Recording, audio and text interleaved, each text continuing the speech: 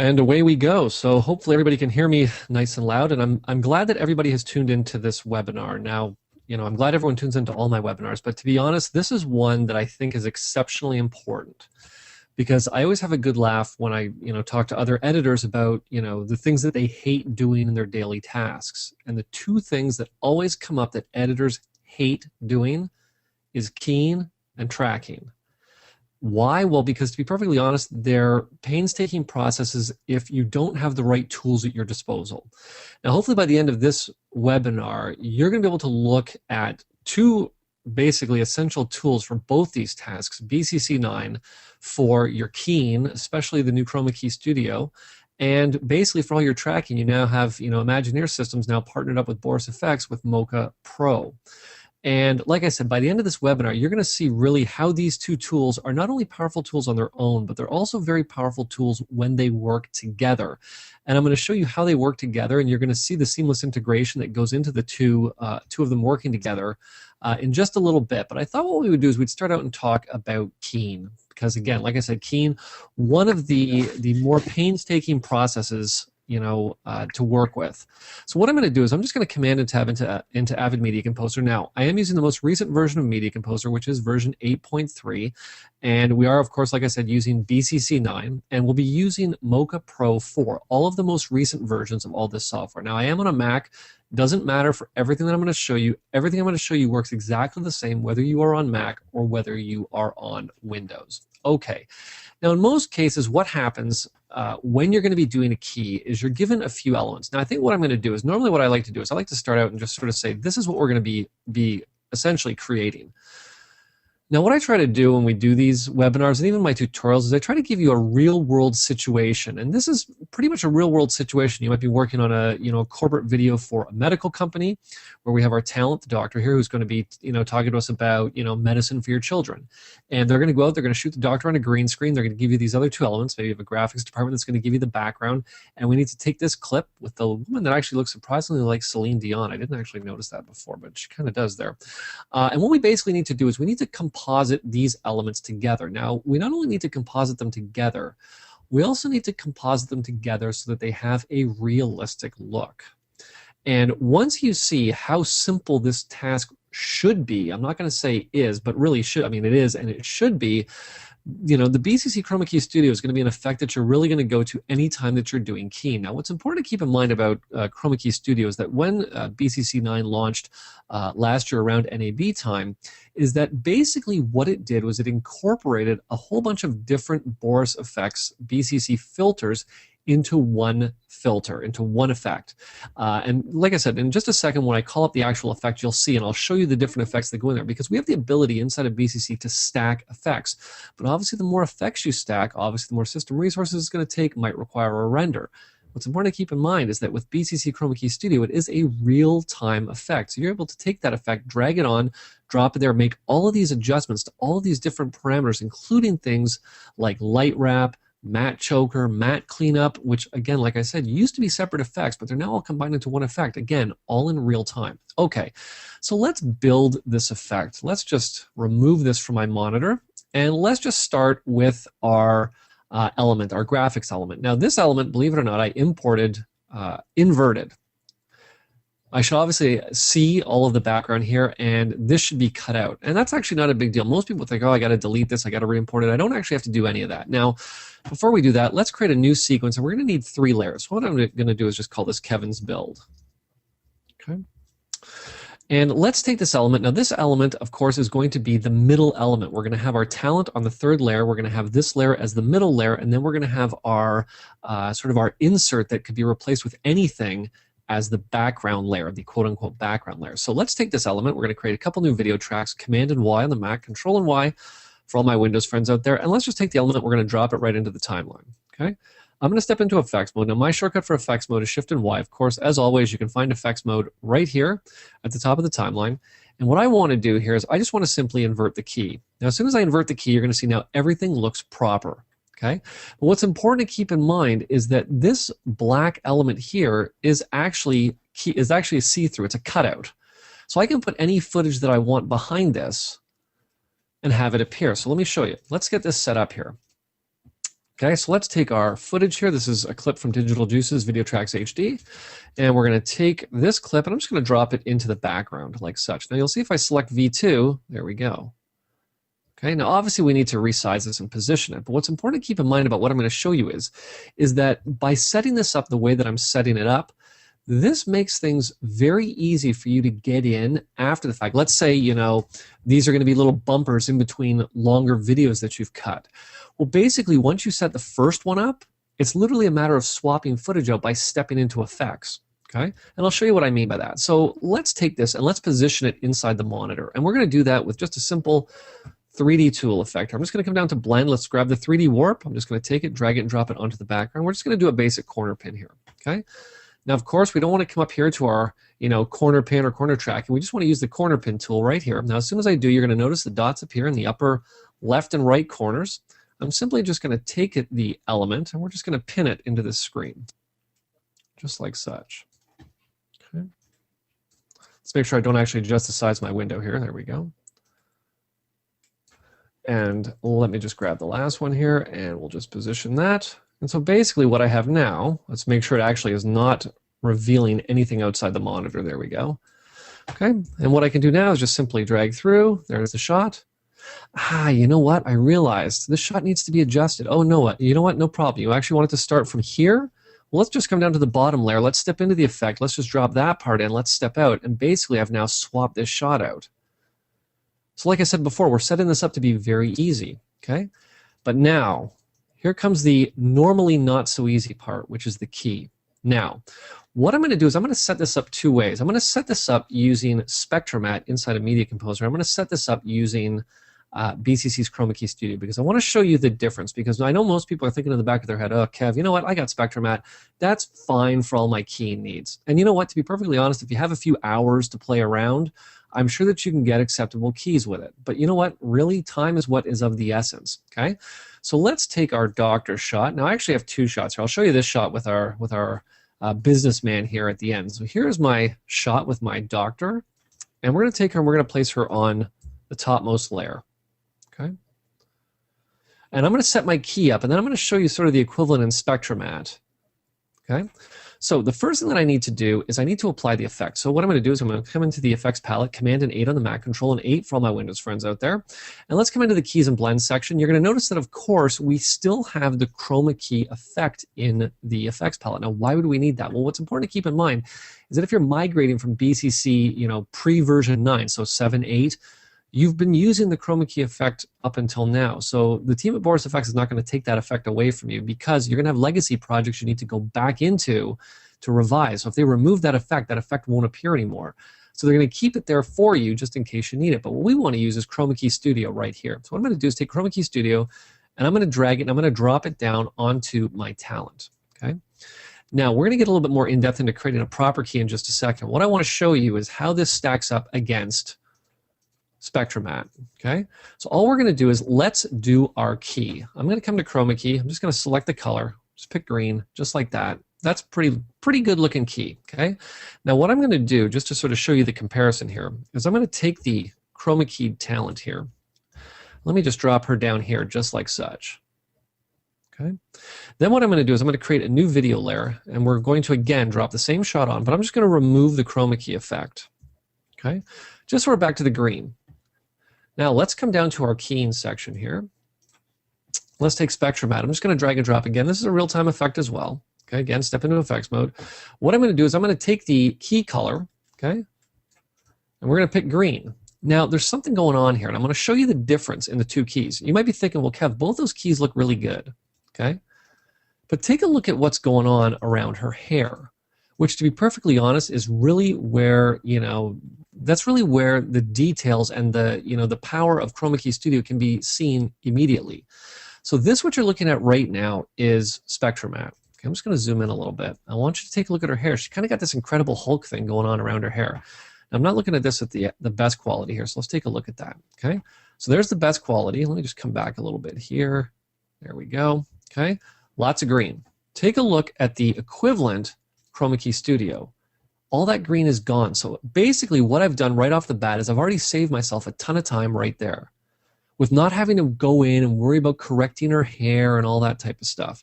Because remember, at the end of the day, we're talking about two things. We're talking about the power of the keyer, and we're talking about how much time it's going to save me. And already I'm looking at that going, that's something I don't even want to get into in Spectromat, where it's already been fixed in Chroma Key Studio. Okay, so let's just remove both of these now, because we're going to go back to taking a look at Chroma Key Studio, because I want to show you some other really cool features that are going on under the hood that you might not even know are there, but it's important to know that they're there, especially this first one that I'm going to show you.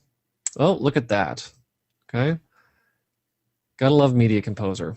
Okay, yeah, so that's a Media Composer thing. I've seen stuff like that before, not a big deal here. We'll just come back in. It always happens when you least want it to happen. But like I said, not a big deal here. We'll just give Media Composer a second just to load back up again. Now, what I was going to talk about, right before we got that lovely crash, was the ability that we have to get in and to really isolate the talent in a keying situation. Now, my mic might start to kick out a little bit when Media Composer starts loading, so you'll just have to bear with me a little bit while it kicks into the audio. Initializing audio there we go. And once I select the project, I'm going to stop talking for 1 second here because I know the audio will kick out for sure. Okay, there we go. Oh, I don't want to give anything away too soon here, okay? I'm just going to quickly just rebuild this. Like I said, crashes happen, as we all know, from time to time, even with the best of us here. And let's just take our doctor. There we go. Put her on the topmost layer. Perfect. And you can see that literally, once you get rolling, you should be able to build an effect like this really in no time flat. It always takes me a little bit longer to actually explain it than it does to actually do it. Okay, there we go. Okay. Now, of course, we need to invert our key here. There we go. Okay. Okay, so let's get back into talking about this key, because I wanted to show you some other things that are going on with Chroma Key Studio that you, like I said, might not even know is going on, but it's important to know that it's going on, okay? Because, there's always times where you'll shoot stuff, and this is a pretty even looking key that I have here, okay? But how many times have you been given a key that's just a mess? It's sort of dark on one side, bright on the other, and you really just need to get in and isolate your talent. Well, let's do that, okay? What I'm going to do is I'm going to come back to Key and Blend. I'm going to come to Chroma Key Studio here. There we go. Just going to step into effects mode here. Okay, now I'm ready to come in, and before I even do the key, I want to get in and make sure that I'm isolating only her. I want to make sure I get in and just sort of roto around her so I don't have to worry about any of the extraneous junk. Now, like I said, in this situation, the key's pretty even. But if you take a look over here in the effects editor and the UI on the right-hand side, you're going to notice that underneath our standard UI widgets is one called Custom Spline UI. And if I click on that, what I now have the ability to do is actually come in and roto around her. Now, the whole point with this is that I'm not going to do anything too crazy. But take a look at what I now have. I now have this roto that I've created. Now, the only thing that's going to sort of throw you for a bit of a loop is that there's an extra step that we have to take to make this roto animatable, okay? What we need to do is we need to tell the effect that this is going to be our outside mask. And how we do that is right over here under the outside mask dropdown. You'll see right down here I have something called spline mask. As soon as I select that, boom, this element has now basically been rotoed or cropped out. What's also happened here is down at the bottom of the effects editor, I now have the custom spline points. What I'm going to do is just right click and add a keyframe right there. I'm going to come back a little bit because I know at some point right about there she moves her hand out of the frame. So all I'm going to do is basically by clicking on one of the mask points here, I can actually add another keyframe. So what I'm going to do at this point is we're just going to bring this point over. We're going to bring her up a little bit like such. We can even move this over a little bit if we want to. Okay. And even there, maybe we'll just give her a little bit more headroom. Now, obviously, you can get into as much detail as you want when you're doing this. But like I said, for the purposes of me demoing this, you can see that we got a little bit of headroom issues right there. There we go. Perfect. I think that's probably pretty good. But again, you can see that I can get in. I can add Bezier splines, so we can actually make this. You could conceivably get in and roto somebody out so that you only have a little bit of green around the edge. Okay. What I'm going to do now is I'm going to do the actual key, and then I'm going to reposition her in the frame, because most people think, okay, Kevin, you're going to take another effect, drop it on to reposition the frame. I'm not going to do any of that. Everything's done from within Chroma Key Studio. One effect, kind of like the one ring to rule them all, one effect to rule them all. Okay. What we're going to do is we're going to come down to the Chroma Key section. Let's just take our color. Let's pick green. And boom, there's our key. Now again, I'm not at the top quality here, so let's just switch over to best quality. Let's just zoom in here, and this key is pretty darn good looking. Okay, but again, like I said, the issue that I have going on here is that she's sort of a little bit over on top of the screen, and I don't want that. I really want her positioned over on the left-hand side of the frame. So like I said, most people think, okay, Kev, you're going to go in, you're going to take her, you're going to move her over with a secondary effect. Not going to do that. What's great about the effects inside of the BCC package is the fact that they actually have all these extra bells and whistles located down at the bottom of the effect. And you'll see that Chroma Key Studio is no different. If I come down to the bottom of the effects editor, you'll see that I can get in and I can adjust geometrics. I can even add a drop shadow, and you'll see that this is where I got in and adjusted my custom spline points. Now I'm going to talk a little bit more about the parameters in here in just a second, but what I want to show you is how I can come into geometrics. I can drop that down. Now what's important to keep in mind is that if I haven't added a keyframe into geometrics, I don't need to worry about any of this. And all I'm going to do is I'm going to come in and I'm going to reposition her. And that's a little bit of a problem. I've actually keyed her out, or I've gone in and rotoed her out, but as soon as I repositioned her, the roto didn't move with her. So what is the deal with that? Well, what I'm going to do is I'm just going to put her back where she was, because what's going on here is I'm doing a pre-apply. Pre meaning before I've gone in and done the little roto with the outside mask. So what I actually want to do is a post-apply. So as soon as I switched over to post-apply, I'm just going to drag this over here, just like such. Now the spline points don't move with her, but you're going to be repositioning her at the very end when you're happy with the way that this key looks. Now, I'm not going to be adjusting the rotos, so I'm pretty happy with the way that this is. But you can see that I can reposition her in the frame just like such. What I'm going to do is I'm just going to step out for 1 second here. And you'll see that if I drag through, this is a pretty darn looking good key. Now, there's a couple other things that I do want to do, and a couple other things that I do want to point out. Okay, let's step back into effects mode. Again, Shift and Y, of course, you can find it right here at the top of the timeline. Because like I mentioned sort of in the build-up to Chroma Key Studio, there are a whole bunch of other parameters under the hood that are going on that you have the ability to add and adjust. You'll see that I can come in here. I'll just twirl up Chroma Key because I have the ability to get in and add matte cleanup. I can add a matte choker. And as soon as I activate that, you'll see that I can get in and adjust the matte choker parameters.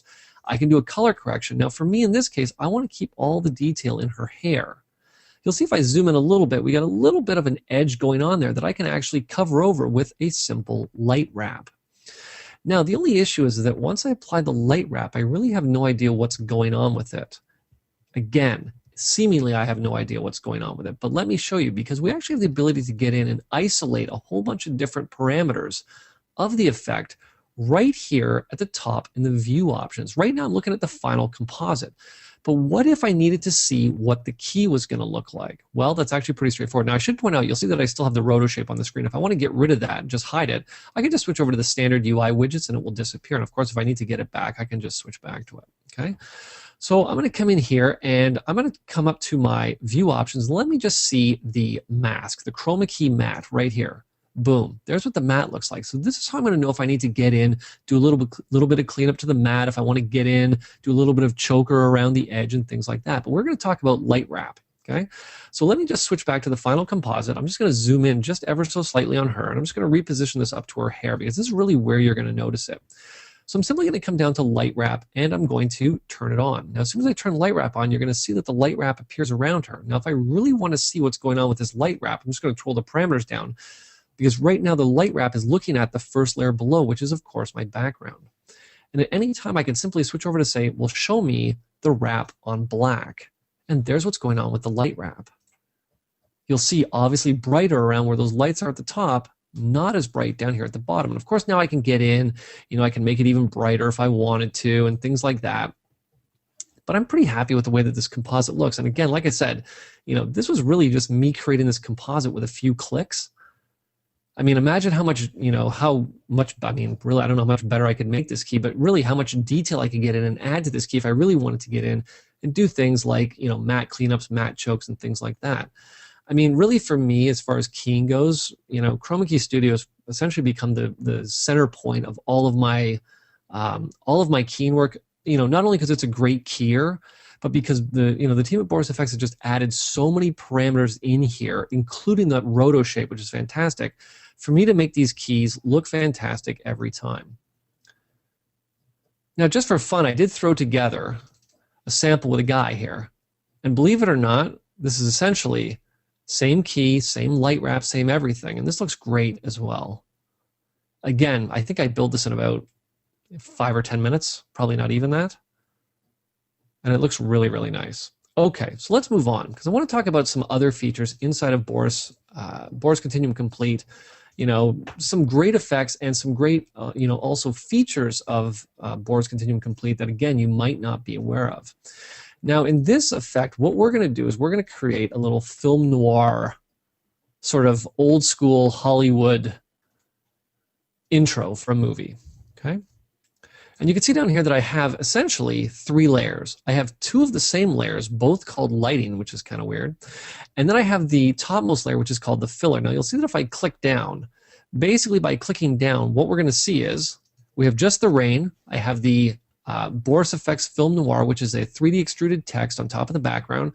And then last but certainly not least, I now have my old damaged film look, and we're going to create this effect in steps. So let's do that. Let's just remove my film noir here.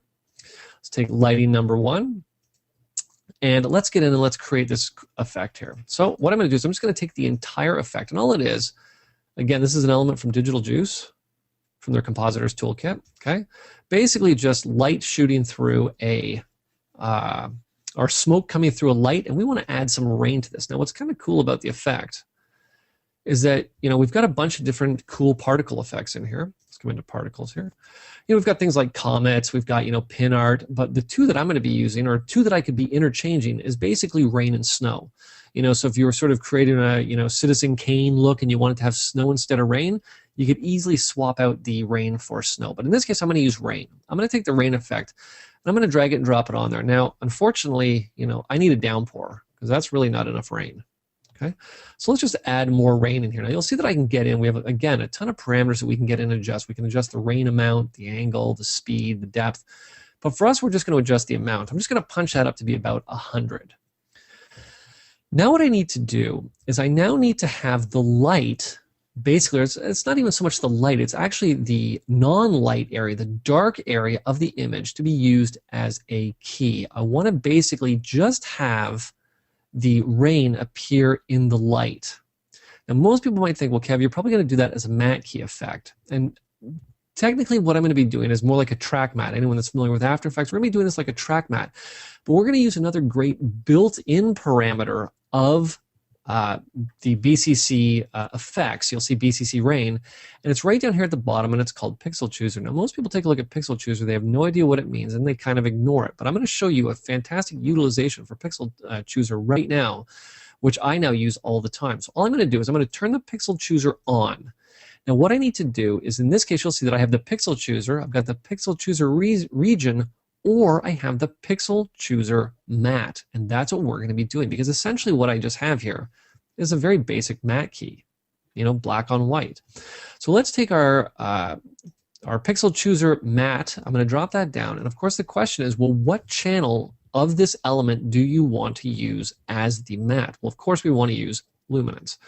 So all I'm going to do is I'm going to switch to luminance. Now the problem is, as soon as I do, the Pixel Chooser is pretty strong. Now what I really need to do is just sort of have the rain all out here. I just don't want it to be as much of a hard key. It's really sort of a hard line here.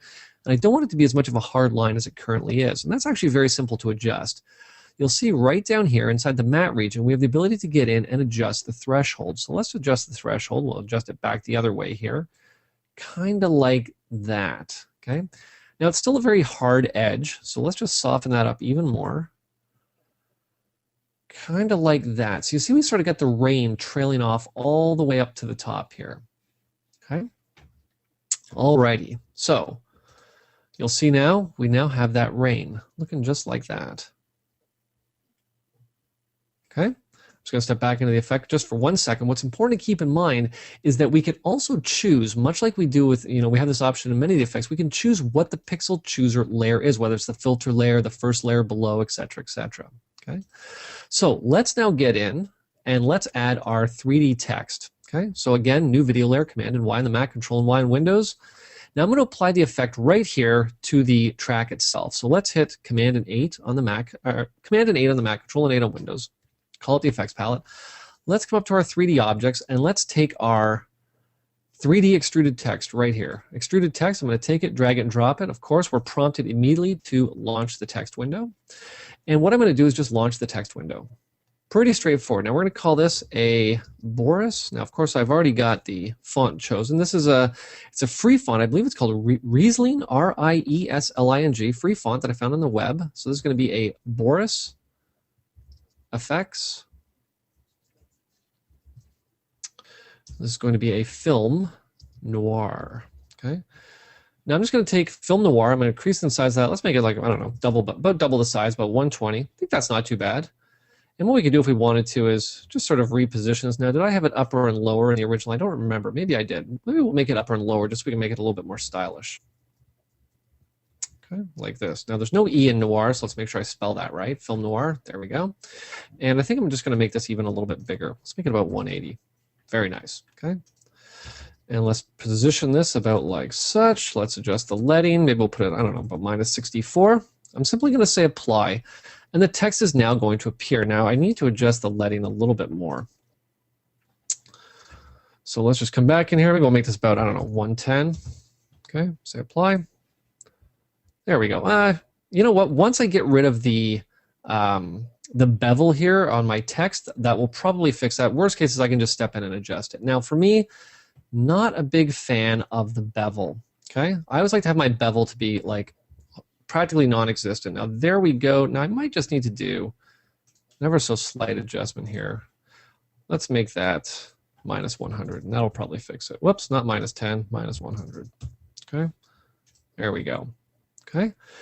Now what's interesting about this effect, again, much like a lot of the other effects, is people are accustomed, again, like I said before, to having the geometrics options inside of the effect built into the bottom. Now we don't have that inside of the extruded text because we just have the ability to come in and adjust the transformations, being rotation, position, scale, things like that. So what we're going to do is we're going to come all the way down here. And you can see that here's my master scale. So I wanted to adjust the size of this, bring it down maybe just a little bit. I'll just set that to be 90. And let's just reposition our film noir to be kind of about there, I think. Okay. Now let's make sure that if I didn't grab the right, because remember, there's a whole bunch of position things going on here. So let me actually just adjust the position this way here. Okay. Because we could be adjusting lights. There's a whole bunch of things that we could be adjusting. There we go. That looks pretty good. Okay. And what I want to do is I'm going to add a material here just to make it stand out a little bit. I'm going to add a brushed metal look. And you'll see that inside the material presets, I do have a bunch of presets here, as well as a whole ton of texture files in here that, of course, ship standard with extruded text. Okay. So what we're going to do is we're going to come in and let's just drop this down because I have one called, appropriately enough, brush metal. As soon as I select that, that gives me sort of that really shiny film look that I'm going for. It also brightens the text up a little bit because we got a bit of reflection happening here. Okay. So at this point, what we want to do is we want to basically give this a Boris Effects film noir look, the look that it's being shone on by the light. Now this is where we're going to need to set up a multi-layered effect because, as you can see, I don't have the ability to come in and actually use the pixel chooser from within the effect itself. I'm going to have to use the pixel chooser from the actual pixel chooser effect. But I do need to tell the effect that this is going to be a multi-layered effect. Okay, so all we're going to do is I'm going to come into, I believe it's in the general controls, there it is right here, multi-filter start. Now, I'm going to click on multi-filter start, and as soon as I do, the background disappears. Now, don't worry, background's going to come back again when I tell the next effect, which will be pixel chooser, that this is the end. Okay, so let's do this. Let's come back into our effects here. Now, to find the pixel chooser, it is really a key and a blend element here. You can find it right here, pixel chooser.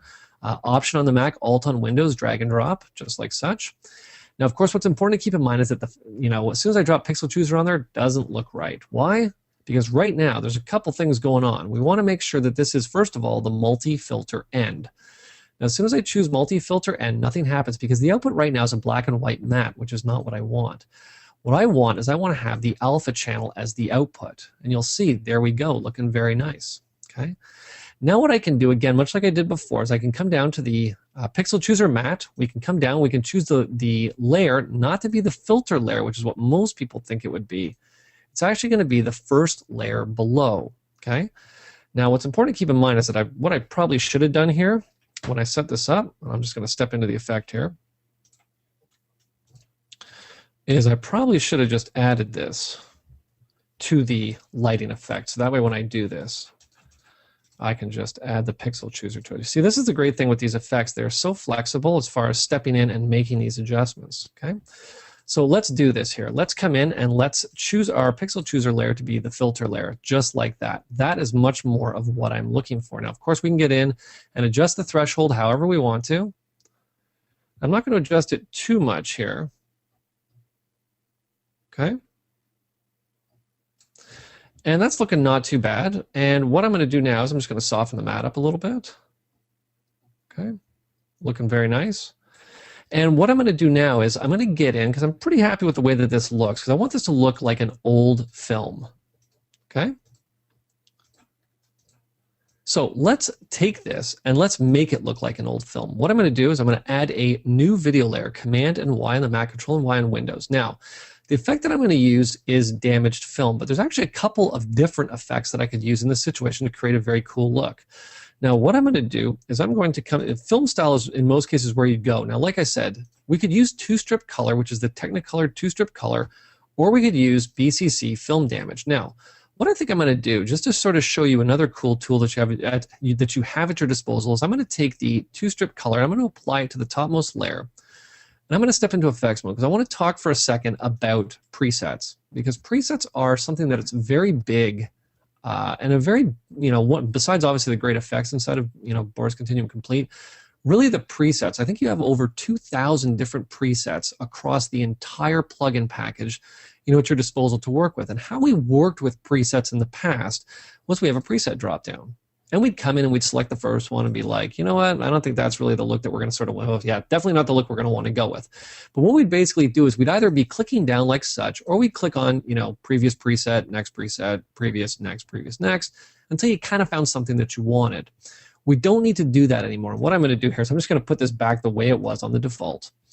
Because with the release of BCC 9, we now have the FX browser. Now, what is the FX browser? Well, it's pretty much just what it sounds like. It's basically a preset browser that you can use to get in and essentially sample all of your looks before you choose which one you want to apply. So all I'm going to do is I'm going to click right here above all of my presets, of course, Show FX Browser.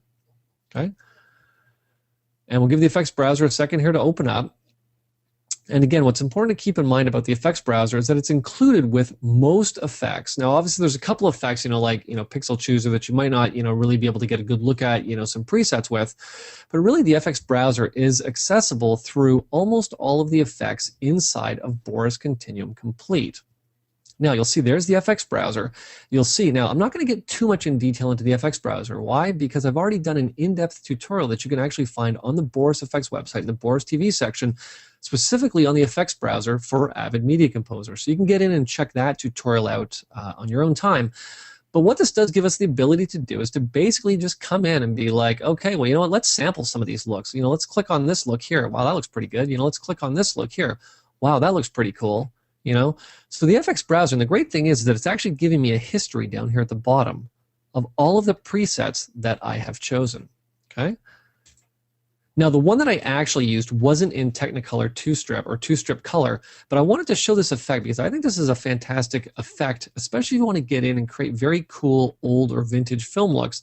This isn't a great effect to use for that. What I'm going to do is I'm just going to cancel out of this, because to create the final look, all I really did was I came into, let me just close this here. I came into, again, film style, and I just chose BCC film damage here. Okay, I took film damage, drag and dropped it on top, on the topmost layer. Of course, everything trickles down, and you'll see now that we now have the Boris Effects Film Noir. I'm not going to hit play on these because I think my internet connection would probably choke our feed here. But you can basically see that I now have the rain, I have my 3D extruded text, I have my damaged film look, and we utilize not only the pixel chooser, but we utilize the FX browser to create this very cool look. Okay, so let's move on.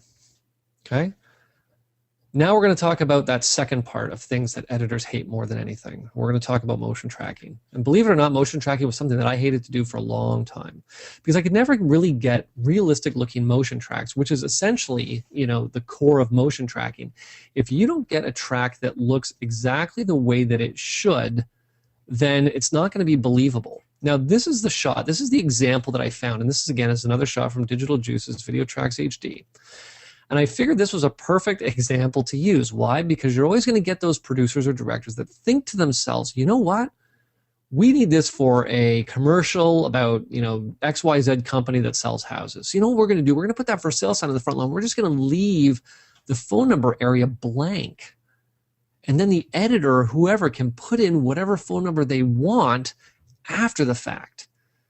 Now, you know what? If this shot just sat there and didn't do anything, I'd be like, yeah, awesome. These kids come and they pick the sign up and they take it away. At this point, most editors have heart attacks. They got to pick themselves up off the floor and they think to themselves, oh man, how am I going to do this? Believe it or not, this is an effect that you should be able to create in about, I don't know, 5 minutes. And the best thing is you can actually make this. So let's say hypothetically this was for one of those big real estate companies, you know, that's located all across America. And, you know, of course, because in Arizona, New York, you know, Michigan, all of the phone numbers are going to be different. And you're going to need to get in and swap those phone numbers out quick. We're going to be able to do that super fast. But we're not doing it from within Media Composer. We're doing it from within Mocha. Okay? So what we're going to do is we're going to switch over to Mocha. Okay? Let's actually make sure I switch over to Mocha here. There we go. And believe it or not, Mocha might look a little bit daunting, but once you see how simple it is to get this track moving the way that you want, I guarantee you're going to be loving it and you're going to want to use it all the time, okay? So let's choose our just sold revised final dot move, okay? I'm going to open this element, and what's going to happen is Mocha's going to get in, it's going to take a look at it and say, okay, well, I know that this element is 251 frames. I know the frame rate, the pixel aspect ratio, there's no fields because we are dealing with 23976. And I'm simply going to say okay, and the shot is going to appear inside of Mocha. Now I can drag through just like I did in Media Composer, get a look at the shot.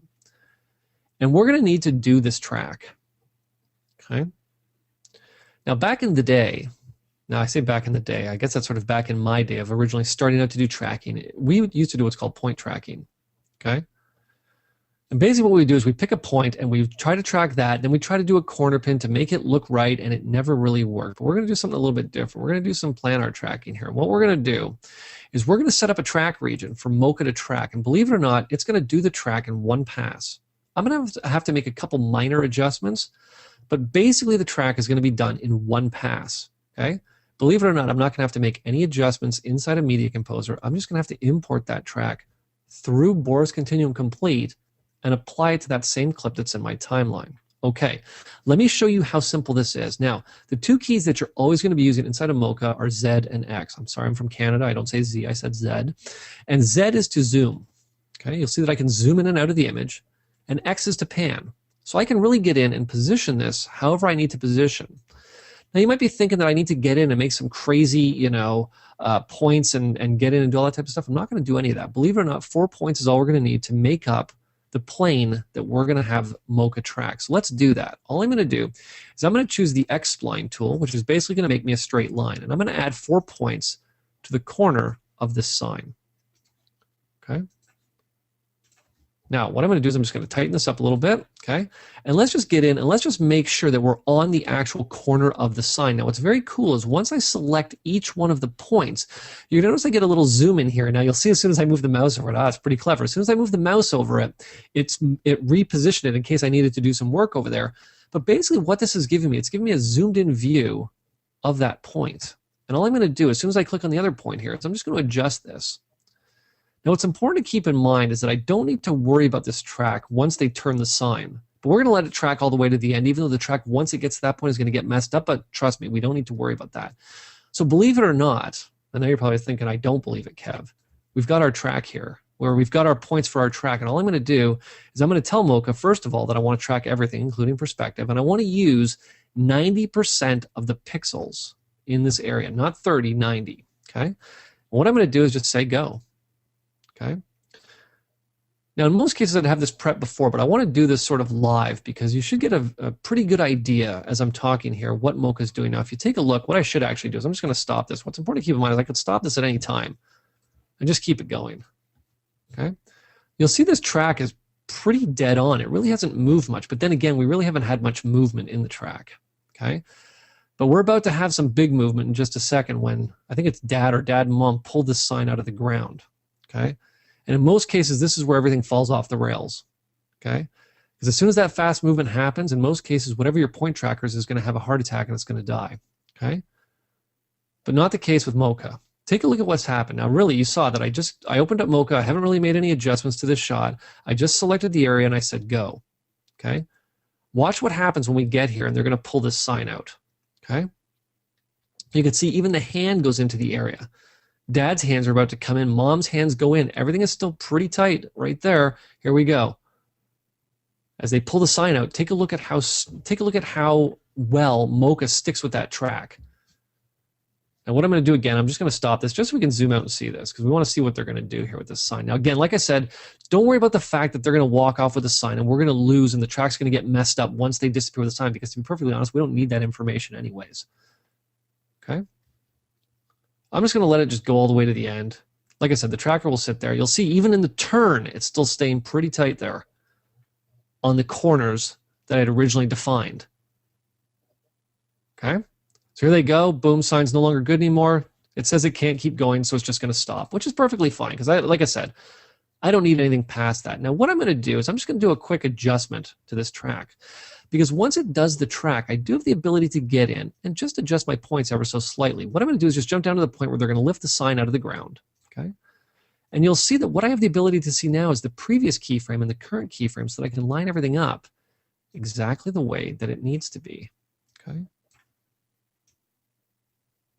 This is pretty close. Now again, take a look as I move through. That track is pretty much dead on. Okay? Now they're going to pull the sign out right here. So right about there, I'm just going to check it again. You'll see my points again are still dead on. Okay?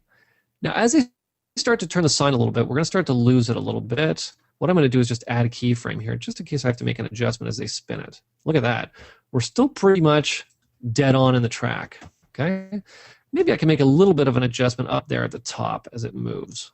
Okay? Because this here point, you'll see we just want to adjust it a little bit. Okay? But more so, this is pretty darn good, let me tell you. Because in most cases, you're accustomed to pulling your hair out. Now remember, this is me doing this essentially live. Okay? So let's just take this, we'll just adjust this slightly, and I can show you what the track is going to look like. Okay? Before we even send it to Media Composer. When you see how we send it to Media Composer, you're going to have a good laugh at how simple this is. Okay? So there we go. Now there's one last thing that I have to do. This is going to be a corner pin track. So what I need to do is I need to define the region that I want to actually put the phone number in that's going to go here. Now, how we do that is very simple. What I'm going to do is I'm going to come up and I'm going to show the planar surface, which is right there. Right now it's a square. So if I was to put anything in the square, like for example a logo, that's not what we want. Okay? So what I'm going to do is I'm just going to switch that to none, and I'm just going to reposition this to be in the frame. Sort of this frame that's been defined for us. Okay? Just like such. Okay? Now what I could do is I could add that logo back in to get an idea of what this is going to look like. You'll see that's pretty dead on. Or what I can do is I can actually come and say, well, let's insert something there instead. Why don't we insert a sample of what the phone number would look like? I can say import, and you'll see now that we now have this phone number that basically tracks exactly the way we had it before. Okay? Okay, well that's all fine and everything, but it's inside of Mocha. Now what do? I need to get it into Media Composer. That's the issue. Well, the cool thing is that if I wanted to, I could get in and add out points to where we're not going to see this element anymore. And what we could actually do is we could actually export this element right out of Mocha as a QuickTime movie if I wanted to. But I don't want to do that. I want to send it to Media Composer and do everything inside of Media Composer. Okay? So what I'm going to do is I'm going to Command and Tab back into Media Composer. Okay? And I'm going to take my just sold element here. Okay? And I'm going to select it here, and let me just drop it into a new timeline. Okay? Now what's important to keep in mind is I need to put the phone number element in behind the sign. Now what I've done here is I've created the phone number. Now what's important to keep in mind, because this is a corner pin, this is going to get stretched down. Okay? That's why I've created this in the title tool to fill the whole frame. Now there is something else that's important for me to mention, and I want to make sure that I mention this right now, is that I said I used the title tool to create this. Now, right now we're talking about an HD clip doing the track just like, in HD. As soon as we step into a project, because I am working in 8.3 Media Composer, into a larger than HD project, we're going to need to get in and use another tool to create a title like this. Maybe a tool like Boris Red. Boris Red is resolution independent. Of course, if you happen to be using Avid Effects, you already know how Boris Red works. So we're going to need to use Boris Red to create the title that's going to go in there, which would look very similar to what we have here. Okay. So what I'm going to do is basically take this track, create a new video layer. Let's just put the track, what's going to be the track element, on the topmost layer. Okay. And what I'm going to do is I'm going to place this phone number down below. Okay. All I'm going to do now is I'm going to come back to the effects palette, and I'm going to come to my BCC match move. And what we want to do is we want to do a corner pin match move. Now, what's important to keep in mind is that I haven't actually sent the information from Mocha anywhere yet. So let me do that, okay? What I'm going to do is I'm going to export the tracking data. Now, what's awesome about Mocha, and this is something else that I do want to mention quickly here, is that let's say hypothetically you're only mocking this up for, let's say you've got a real Mocha whiz at your facility that's going to come in and really refine this track. You can do the basic track, send that to Media Composer for client approval, and then have your Mocha whiz sit down and get in and do all the bells and whistles. Or maybe you just want more time later. Maybe you wanted to do it in Media Composer. You want to do it in, let's see, what other applications do I have access to here? After Effects, Assimilate, Autodesk, Final Cut.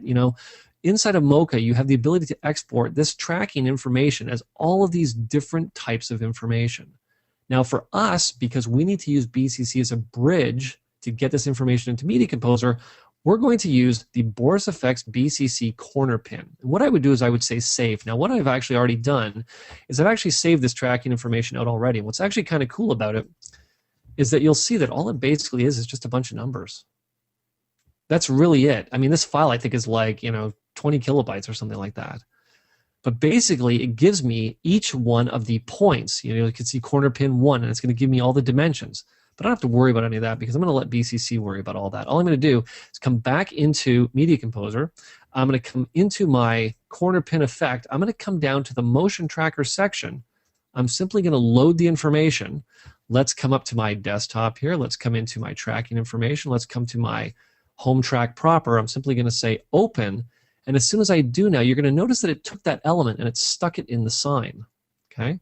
Well, the first thing that's going on here is if you take a look, let me just zoom in here, is we actually have the motion path showing here, which I want to get rid of. Let me just zoom back a little bit here. All that's basically doing is showing me the path that this track is taking. Okay, so let's get rid of that first. I can just turn that off by saying don't show motion path. Boom. What I need to do now is to tell the effect that I don't want to use this. I want to use the layer below as what's going to go in here. Now, again, this could be the title tool. This could be an element from Boris Red. This could be, anything that you want it to be. All I'm going to do is I'm going to tell it that the corner pin source is going to be the first layer below. And there's my phone number. And believe it or not now, what I have when I step out is I have a track where these people walk in, they come in, they lift the sign up. Now, of course, you're probably thinking, well, Kev, remember this got all nuts on you there. No problem. What I'm going to do is once they get to the point where they turn that sign right to there, is I'm going to add an edit, and I'm going to remove the rest of the effect. So what's going to happen is they're going to pick that sign up, and they're going to walk away. Okay? You'll see. That's pretty much the last place we see it, and then it's gone. I could go one more frame if I wanted to, but that's okay. Now, what's important to keep in mind with this phone number is that if I right-click on it, we're just going to edit this title. Okay? Now, this was created in Marquee, but again, like I said, we could do this in Boris Red as well. All I'm going to do is let's just change these middle numbers here to be like, I don't know, 222. Okay?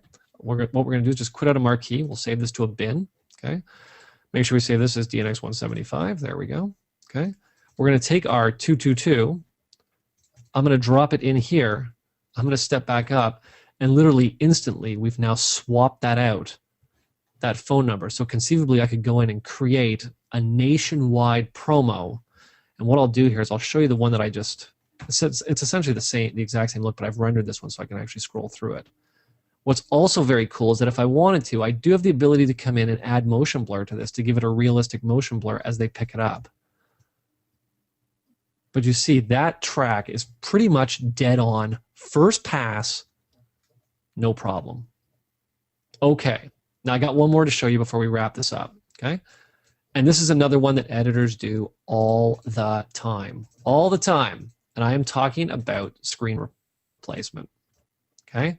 You've seen this before. You're smacking your head. You're thinking to yourself, ugh, they added all those little red squares in there. What am I going to do? Well, believe it or not, we're going to do the exact same thing that we just did, okay? Now what I'm going to do is I'm just going to hide out of Media Composer here for a second because I don't have much time left. So what I want to do here is I believe that I've already created this track. So what I'm going to do is I'm just going to open a project here. Let's just come to my Boris webinar. Let's come into my computer track here. Do I already have it? Yes, I do. You know what? I don't need to save this. That's fine. Okay. Now it's going to ask me where my computer track file is, which is fine. Okay. And basically what you're going to see inside my computer track, okay, we'll just relink it, is exactly what I did inside of the sine track. You'll see there's my 4 points. Let's just zoom in here. There's my 4 points that make up the monitor. Okay. You'll see I've got a couple keyframes in here. Actually, I've got 2 keyframes to adjust this as it moves along. Again, this was a one-pass track. Okay. Now, here's the catch with this track, and this is something that I do differently. And when I sort of give, I don't know if I want to give all my secrets away, but if I give this secret away, it's one that you're going to go to all the time. I always get producers that go and they shoot stuff, and they say, okay, so we'll put a bunch of track points on the TV, and we'll just leave the TV off. I say, no, no, no, no. Turn the TV or the monitor on. Or if you have the ability, like in this case, this looks like an iMac, even though, you know, we've kind of covered over the Mac symbol down there. It looks a lot like an iMac. You have the ability to go in and actually put this as a green screen on your actual iMac as the desktop. Then you can put your tracking points on here because I'm going to get rid of those tracking points in just a second. But what's going to happen is we're actually going to use this green as a key because I like the way that this is sort of soft around the edge. We've got a little bit of a rounded edge here. If I zoom in, you'll see we got a little bit of a rounded edge on the computer. It's very organic as opposed to me just laying a shot in over top. Okay. So you'll see that with my surface, I've actually taken the surface and I've put the surface actually way farther out from the edge than I normally would. Okay. And you're going to see how this is going to play out in just a second. Okay. Again, much like I did before, I could come in, export the tracking data as corner pin tracking data. Okay. Let's come back into Media Composer. And here is my track. Now what's a little bit different with this one is, like I said, we're going to use this as a key. Now, in most cases, this is how people would do this effect. Okay. They would take our doctor shot here, because we're going to put the doctor in the screen. Okay. Let's make sure we just fill this whole frame here just like such. And what, again, like I said, what most people are going to do is they're going to place this over top, kind of like I had shown before. So let's do this. What we're going to do is I'm going to call up the effects palette, Command and 8. We're going to take our corner pin, take corner pin, drag and drop. Okay. What we want to do inside a corner pin is that we want to have the background, we want to have the corner pin, or pardon me, the render as being the corner pin only. Okay, let's zoom back. Okay. And then they import the tracking data. Again, this is exactly the same. We're not, not reinventing the wheel here. Let's come to our desktop. Let's come into our tracking information. There's our computer track. Okay. Again, the only problem is that this is not very realistic looking. Take a look at how, we got the hard edges here. This is not how I would want this to look. Now, let me actually just turn off the motion path here. You can see very hard edges. I actually want to take this and I want to place it behind the screen. Now, I've already set this up the way that I need to. So let's now get in and show me how, let's get in, let me show you how I can use this in conjunction with Chroma Key Studio to create the perfect composite. What I'm going to do, okay, is we're going to take this, both elements, I'm going to copy them into the clipboard, Option-C on the Mac, Alt-C on Windows. Let's just switch this up and let's place this just like that. Now what's important to keep in mind is that if I come up to my, or come down to my 3D warp here, if I show this to you in the foreground blend, I'm just going to put this down at about 40%. If I zoom back, you can see that we basically now have this move created. Okay, nothing fancy. You can see that it actually tracks exactly the way that we want to. We just now need to get this key happening. So let's do that. We don't want to remove both effects. I just want to remove. There we go. Okay. So again, we're going back to Keys and Blends, Chroma Key Studio, drag and drop. Now again, much like we've done before, we want to use our splines. Okay, so I'm going to switch over to spline. Let's just create a garbage mask, just like this. Okay. Now again, this is going to be an outside shape, except the difference here is that we want to invert the outside mask, just like that. Okay. Again, what we're going to do is we're going to twirl everything up with our custom spline points. I'm going to add a keyframe. Now we're going to have to add a couple of keyframes in here, but that's not a big deal. Okay. Now again, this is really something that you can create like in 5 minutes. And I'm going to show you sort of a little bell and whistle at the end to take it to the next level. Okay. So what's important to keep in mind is that once we do the key, all that will be gone. All this green will be gone, and this will be actually a perfect track. Now let's just make sure here that we're got a good looking roto. I think we're probably pretty good. We'll just check it in here. That looks okay for the purposes of what we're doing. And guess what we're now ready to do? We're now ready to come down to our chroma key. We're going to select the color. I'm going to select that green color. I'm going to say boom. What we're going to do is we're just going to switch back to the UI. And guess what I now have? I now have this screen sitting perfectly behind, remember, behind that computer using Mocha and BCC's Chroma Key Studio. Now, one last thing I want to show you. Let's just add a little bit of icing on the cake, a little bit of shine on our footage, because obviously it doesn't look much like a screen, does it? What I could do is I could add something like scan lines to the footage to give it a little bit more of a computer screen look. Or we know that as the screen moves, we're going to get a little bit of light that's going to shine on the screen.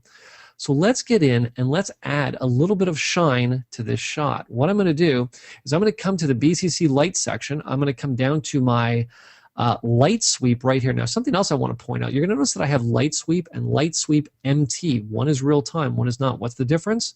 Light sweep MT has motion tracker built into it. So keep that in mind. Any effect that has motion tracker built in, not real time. But I do have the real time counterpart that doesn't have motion tracker built in with it. Again, Option on the Mac, Alt on Windows, drag and drop. Now you'll see that it adds the light beam to the entire shot here. Now, because we're in the background, it doesn't really matter. But to do this quote unquote properly, what I would do is I would step into to BCC corner pin. What we would do is we would make this a multi-filter start.